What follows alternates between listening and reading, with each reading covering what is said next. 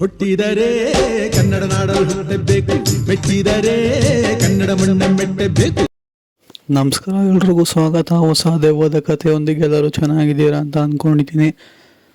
ಈ ಒಂದು ಕಥೆನ ಪೂರ್ತಿಯಾಗಿ ಕೇಳಿಸ್ಕೊಳ್ಳಿ. ಹಾಗೆ ತುಂಬಾ ಇಷ್ಟ ಆಗಿದ್ರೆ ಲೈಕ್ ಮಾಡ್ಕೊಳ್ಳಿ. ಹಾಗೆ ಚಾನಲ್ಗೆ ಸಬ್ಸ್ಕ್ರೈಬ್ ಆಗಿಲ್ಲ ಅಂತಂದರೆ ಈ ಕೂಡ ಸಬ್ಸ್ಕ್ರೈಬ್ ಕೂಡ ಮಾಡ್ಕೊಬೋದು. ಹಾಗೆ ನಿಮ್ಮ ಫ್ರೆಂಡ್ಸ್ ಒಟ್ಟಿಗೆ ಕೂಡ ಶೇರ್ ಮಾಡಿ. ಆದಷ್ಟು ಬೇಗ 1000 ಸಬ್ಸ್ಕ್ರೈಬರ್ಸ್ನ ಕಂಪ್ಲೀಟ್ ಮಾಡೋಣ ಅಂತ ಹೇಳ್ತಾ ಕತೆ ಕಡೆ ಬರೋಣ. ಈ ಒಂದು ಕತೆ ನಡೆದಿರೋ ಅಂತ ಬಂದ್ಬಿಟ್ಟು ಶಿವಮೊಗ್ಗದಲ್ಲಿ ಆಗಿರುವಂತಹ ಒಂದು ಇನ್ಸಿಡೆಂಟು. ಈ ಒಂದು ಕಥೆಯಲ್ಲಿ ಶಿವಮೊಗ್ಗದಿಂದ ಒಂದು ಹಳ್ಳಿಗೆ ತಲುಪಬೇಕಾಗಿದ್ದಂತಹ ಊರು, ಆ ಊರಿಗೆ ಒಂದು ಕೊನೆಯ ಬಸ್, ಪ್ರೈವೇಟ್ ಬಸ್ ಅಂತಲೇ ಹೇಳ್ಬೋದು. ಆ ಬಸ್ಸಲ್ಲಿ ಹೋಗಬೇಕಾಗಿರುತ್ತೆ.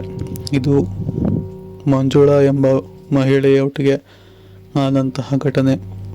ಆ ಊರಿಗೆ ಕೊನೆಯ ಬಸ್ ಅಂತಂದರೆ ಸಂಜೆ 7 ಗಂಟೆದು. ಆದರೆ ಆ ಬಸ್ಗೆ ತುಂಬ ಜನ ಹೋಗೋದಿಲ್ಲ. ಬಿಕಾಸ್ ಆ ಒಂದು ಹಳ್ಳಿಯ ದಾರಿ ಏನಿದೆ ಅದು ಅಷ್ಟಾಗಿ ದಾರಿ ದೀಪಗಳಿಂದ ಕೂಡಿಲ್ಲ. ಆದ ಕಾರಣ ಕತ್ತಲೆ ಸಮಯದಲ್ಲಿ ಯಾರೂ ಕೂಡ ಪ್ರಯಾಣ ಮಾಡೋದಿಲ್ಲ. ಬಟ್ ಮಂಜುಳಾ ಅನ್ನೋರು ಅನಿವಾರ್ಯ ಕಾರಣಗಳಿಂದ ಹೋಗಲೇಬೇಕಾಗಿರುತ್ತೆ. ಸರಿ ಅಂತ ಹೇಳಿ ಏಕಾಂಗಿಯಾಗಿ ಬಸ್ನಲ್ಲಿ ಕೂತಿರ್ತಾರೆ. ಬಸ್ ಕೂಡ ಶಿವಮೊಗ್ಗ ಪ್ರೈವೇಟ್ ಬಸ್ ಸ್ಟ್ಯಾಂಡಿಂದ ಹೊರಡುತ್ತೆ. ಹಾಗೆ ಹೊರಟು ಸಿಟಿನ ಬಿಟ್ಟು ಹಳ್ಳಿ ಕಡೆ ಕಾಡ್ದಾರಿ ಹತ್ರ ಬರುತ್ತೆ. ಪ್ರತಿಯೊಂದು ಬಸ್ ಸ್ಟಾಪ್ನಲ್ಲಿ ಒಬ್ಬರು ಕೂಡ ಪ್ಯಾಸೆಂಜರ್ ಇರೋದಿಲ್ಲ. ಅಲ್ಲಲ್ಲಿ ಬಸ್ ಕೂಡ ಹೋಗ್ತಾ ಇರುತ್ತೆ. ಡ್ರೈವರ್ ಮತ್ತು ಕಂಡಕ್ಟರ್ ಮಾತ್ರ ಮಾತಾಡ್ಕೊಂಡು ನಗ್ತಾ ಜಾಲಿಯಾಗಿ ಹೋಗ್ತಾ ಇರ್ತಾರೆ. ಬಟ್ ಅದೇ ಸೀಟ್ನಲ್ಲಿ ಏಕಾಂಗಿಯಾಗಿ ಕೂತಿದ್ದಂಥ ಮಂಜುಳಾ ಅವಳಿಗೆ ಧೈರ್ಯ ಅಂದರೆ ಬಸ್ ಡ್ರೈವರ್ ಹಾಗೆ ಕಂಡಕ್ಟರ್ ಮಾತ್ರ.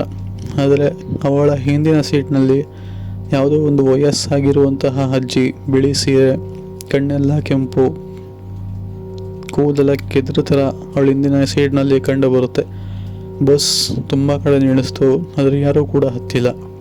ಆದರೆ ಹಿಂದೆಗಡೆ ಒಂದು ವಯಸ್ಸಾದಂತಹ ವ್ಯಕ್ತಿ ಎಲ್ಲಿಂದ ಬಂದರು, ಇವಳು ಯಾರು ಅಂತ ಹೇಳಿ ಆ ಒಂದು ವಯಸ್ಸಾದಂತಹ ವೃದ್ಧೆನ ಮಂಜುಳಾ ಮಾತಾಡಿಸ್ತಾರೆ. ನೀವು ಯಾರು, ಎಲ್ಲ ಹತ್ಕೊಂಡ್ರಿ, ನನ್ನ ಬಸ್ ಹೊರಗಡೆ ಹತ್ತುವಾಗ ಬರೀ ನಾನು ಒಬ್ಬಳೇ ಮಾತ್ರ ಇದ್ದಿದ್ದು ಅಂತ ಹೇಳ್ತಾರೆ. ಅದಕ್ಕೆ ಆ ವೃದ್ಧೆ, ನಾನು ಎಲ್ಲಿ ಬೇಕಾದ್ರೂ ಹತ್ತೀನಿ, ಎಲ್ಲಿ ಬೇಕಾದರೂ ಇಳಿತೀನಿ, ಅವೆಲ್ಲ ನಿನಗೆ ಬೇಡ. ಆದರೆ ಈ ಬಸ್ಸಿಂದ ನೀನು ಮಾತ್ರ ಹೊರಗಡೆ ಹೋಗೋದಿಲ್ಲ. ಯಾಕೆ ಅಂತಂದರೆ ಇದು ನಿನ್ನ ಕೊನೆಯ ಯಾತ್ರಾ ಅಂತ ಹೇಳಿ ಆ ಒಂದು ವೃದ್ಧೆ ಮಂಜುಳಾ ಅನ್ನೋರಿಗೆ ಎದುರಿಸ್ತಾರೆ. ಮಂಜುಳಾ ಅನ್ನೋರು ಜೋರಾಗಿ ಗಾಬರಿ ಬಿದ್ದು ಬಸ್ ಡ್ರೈವರ್ ಹತ್ರ ಬಂದು ಗಾಡಿ ನಿಲ್ಲಿಸಿ, ಹಿಂದೆಗಡೆ ಯಾರೋ ಒಂದು ವಯಸ್ಸಾದಂತಹ ವೃದ್ಧೆ ಇದ್ದಾರೆ ನೋಡಿ ಅಂತ ಹೇಳಿ ತಿಳಿಸ್ತಾರೆ. ಅದಕ್ಕೆ ಕಂಡಕ್ಟರ್, ಏನಮ್ಮ ಅಷ್ಟೊತ್ತಿನ ನೀನು ಒಬ್ಬಳೇ ಬಸ್ಸಲ್ಲಿ ಕೂತಿರೋದು, ನಾವು ಕೂಡ ಇಲ್ಲೇ ಇದ್ದೀವಿ, ಬಸ್ಸು ತುಂಬ ಕಡೆ ನಿಲ್ಲಿಸಿದ್ವಿ, ಯಾರೂ ಕೂಡ ಹತ್ಕೊಂಡಿಲ್ಲ, ಸ್ಟಾಪಲ್ಲಿ ಒಬ್ಬರು ಇರಲಿಲ್ಲ, ನೀನು ಒಬ್ಬೊಬ್ಬಳೆ ಯಾರ ಹತ್ರ ಮಾತಾಡ್ತಾ ಇದೆಯಾ ಅಂತ ಹೇಳಿ ಆ ಮಂಜುಳಾ ಅನ್ನೋರ್ಗೆ ಕ್ವಶನ್ ಮಾಡ್ತಾರೆ. ಆದರೆ ಮಂಜುಳಾ ಅದಕ್ಕೆ ಇಲ್ಲ, ನೋಡಿ ನಾನು ಹಿಂದೆಗಡೆ ಸೀಟಲ್ಲಿ ಯಾರೋ ಕೂತಿದ್ದಾರೆ ಅಂತ ಹೇಳಿ ಕಂಡಕ್ಟರ್ನ ಕರ್ಕೊಂಬಂದು ತೋರಿಸ್ತಾರೆ. ಆದರೆ ಇಡೀ ಬಸ್ ಖಾಲಿ ಇರುತ್ತೆ. ಮಂಜುಳಾ, ಡ್ರೈವರ್, ಕಂಡಕ್ಟರ್ 3 ಜನ ಮಾತ್ರ ಇರ್ತಾರೆ. ಅದಕ್ಕೆ ಕಂಡಕ್ಟರ್, ಏನಮ್ಮ ಈ ಟೈಮಲ್ಲಿ ತಮಾಷೆ ಮಾಡ್ತಾ ಇದೆಯಾ ನೀನು, ಮಾತಾಡೋಕ್ಕೆ ಯಾರೂ ಇಲ್ಲ ಅಂತ ಹೇಳಿ, ಅಷ್ಟು ಭಯ ಆದರೆ ಬಾ ಮುಂದೆಗಡೆ ಸೀಟಲ್ಲೇ ಕೂತ್ಕೋ ಅಂತ ಹೇಳಿ ಕರೆದು ಮುಂದೆಗಡೆ ಕೂರಿಸ್ಕೊತಾರೆ. ಆದರೆ ಏಕಾಏಕಿ ಬಸ್ ಹೋಗ್ಬೇಕಾದ್ರೆ ಡ್ರೈವರ್ನ ನಿಯಂತ್ರಣ ತಪ್ಪುತ್ತೆ. ಕಣ್ಣೆಲ್ಲ ಮಂಜಾಗುತ್ತೆ. ಬಸ್ ಇದ್ದಕ್ಕಿದ್ದಂಗೆ ಆ ಕಾಡು ದಾರಿಯ ಒಳಗಡೆ ನುಗ್ಗಿಬಿಡುತ್ತೆ. ಆದರೆ ಡ್ರೈವರ್ ಕಂಟ್ರೋಲ್ ಸಿಗದೇ ಇರೋಂತಹ ಕಾರಣ ಬಸ್ಸು ಹೋಗಿ ಒಂದು ಮರಕ್ಕೆ ಡಿಕ್ಕಿ ಹೊಡೆಯುತ್ತೆ. ಡಿಕ್ಕಿ ಹೊಡೆದ್ರೆ ಬಸ್ಸಕ್ಕೆ ಡ್ರೈವರ್ ತಲೆಗೆ ತುಂಬಾ ಪೆಟ್ಟು ಬಿದ್ದು ರಕ್ತ ಹೋಗಿ ಡ್ರೈವರ್ ಸ್ಪಾಟಲ್ಲೇ ಸಾವನ್ನಪ್ತಾನೆ. ಹಾಗೆ ಕಂಡಕ್ಟರ್ಗೂ ಕೂಡ ತುಂಬಾ ಪೆಟ್ಟು ಬೀಳುತ್ತೆ. ಮಂಜುಳಾಗೂ ಕೂಡ ಮುಂದೆಗಡೆ ಸೀಟಲ್ಲಿ ಹೋಗಿ ಕೂತರಿಂದ ಅವಳಿಗೂ ಕೂಡ ಪೆಟ್ಟಾಗುತ್ತೆ. ಸರಿ, ಆದರೂ ಕೂಡ ಕಂಡಕ್ಟರ್ ಮತ್ತು ಮಂಜುಳಾ ಇಬ್ಬರು ಕೂಡ ಅರೆ ಜೀವದಲ್ಲಿ ಬಸ್ನ ಹಿಂದೆಗಡೆ ಸೀಟ್ನಲ್ಲಿ ನೋಡಿದಾಗ ಅದೇ ವಯಸ್ಸಾದಂತಹ ವೃದ್ಧೆ, ಯಾರು ಮಂಜುಳಾ ಹೇಳಿದ್ನಲ್ಲ ಅವರು, ನಗಾಡ್ತಾ ಕೆಟ್ಟ ಧ್ವನಿಯಲ್ಲಿ, ಇದೇ ನಿಮ್ಮ ಕೊನೆಯ ಯಾತ್ರೆ ಅಂತ ಹೇಳಿದ್ನಲ್ಲ ಅಂತ ಹೇಳಿ ಮಂಜುಳಾಗೆ ಹೇಳೋದನ್ನ ಕಂಡಕ್ಟರ್ ಕೂಡ ಗಮನಿಸ್ತಾನೆ. ಆದರೆ ಇದ್ದಕ್ಕಿದ್ದಂಗೆ ಆ ವಯಸ್ಸಾದಂತಹ ವೃದ್ಧೆಯ ಆತ್ಮ ಡ್ರೈವರ್ನ ಬಸ್ಸಿಂದ ಕಿಟಕಿ ಅಂದರೆ ಡ್ರೈವರ್ ಸೀಟ್ನಿಂದ ಅವನ್ನ ತಳ್ಳಿ, ಹಾಗೆ ಮಂಜುಳಾ ಮತ್ತು ಆ ಒಂದು ಕಂಡಕ್ಟರ್ನ ಯಾರೋ ಹೇಳ್ಕೊಂಡು ಹೋಗ್ತಿರೋ ಥರ ಆ ಜೀವಗಳಿಗೆ ಅನಿಸುತ್ತೆ.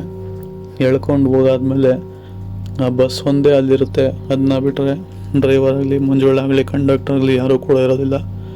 ಇದನ್ನೆಲ್ಲ ಕಂಡಂತಹ ಮಂಜುಳಾ ಅವರ ಮನೆಯವರು ಪೊಲೀಸ್ ಕಂಪ್ಲೇಂಟ್ ಅಂತ ಕೊಡ್ತಾರೆ. ಪೊಲೀಸವರು ಕೂಡ ಎಲ್ಲ ಕಡೆ ಹುಡುಕ್ದಾಗ ಗೊತ್ತಾಗುತ್ತೆ ಆ ಒಂದು ಕಾಡು ದಾರಿಯಲ್ಲಿ ಬಸ್ಸು ಹೋಗಿ ಆ ಒಂದು ಮರಕ್ಕೆ ಡಿಕ್ಕಿ ಹೊಡೆದಿರೋಂಥ ಚಾಲಕ ನಿಯಂತ್ರಣ ತಪ್ಪಿ. ಆದರೆ ಡಿಕ್ಕಿ ಹೊಡೆದಿರೋ ಫೋರ್ಸ್ ನೋಡ್ತು ಅಂದರೆ ಕಾರಿನ ಗಾಜೆಲ್ಲ ಪುಡಿ ಪುಡಿ ಆಗಿತ್ತು. ಆದರೆ ಪೊಲೀಸ್ ಅವ್ರು ಬಂದು ನೋಡಿದಾಗ ಗ್ಲಾಸ್ ಹಾಗೆ ಇತ್ತು, ಗಾಜಿನ ಪುಡಿಗಳಲ್ಲಿ ಉದುರಿದ್ವು. ಆದರೆ ಗಾಡಿಗೆ ಒಂದು ಚೂರು ಏನೋ ಹಾಗೆ ಇಲ್ವೇ ಆ ಥರ ಇತ್ತು. ಹಾಗೆ ಯಾವ ಒಂದು ಸೀಟ್ನಲ್ಲಿ ಮಂಜುಳಾ ಕೂತಿಲ್ಲ, ಅದರ ಹಿಂದೆಗಡೆ ಸೀಟಲ್ಲಿನೇ ಆ ಒಂದು ವೃದ್ಧೆಯ ಚಪ್ಪಲಿ ಹಾಗೆ ಅವಳ ಉಗುರುಗಳು ಎಲ್ಲವೂ ಸಹ ಬಿದ್ದಿತು.